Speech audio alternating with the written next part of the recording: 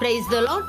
ఈరోజు దేవుని వాగ్దానం ఆదికాండం 50 అధ్యాయం 21 నేను మిమ్మును మీ పిల్లలను పోషించెదను. ప్రియ దైవజనమా, చాలని జీతంతో నా బిడ్డల్ని ఎలా పోషించాలని కృంగిపోతున్నారా? ఆకాశ పక్షులను చూడడి, అవి విత్తవు, కోయవు, కొట్లలో కూర్చుకొనవు, అయినను మీ పరలోకపు తండ్రి వాటిని పోషించుచున్నాడు. మీరు వాటికంటే బహు శ్రేష్ఠులు కారా?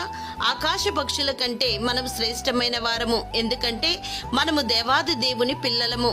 మన పిల్లలను మనము పోషించినట్లే మన పరలోకపు తండ్రి ఆయన పిల్లలమైన మన పిల్లలను పోషిస్తారు. మనము నమ్ముకున్న దేవుడు మాత్రమే పోషించే దేవుడు కాబట్టి సర్వ జీవుల కన్నులు ఆయన వైపు చూచుచున్నవి.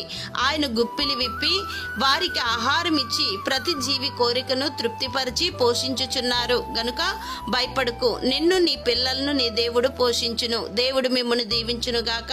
ఆమెన్.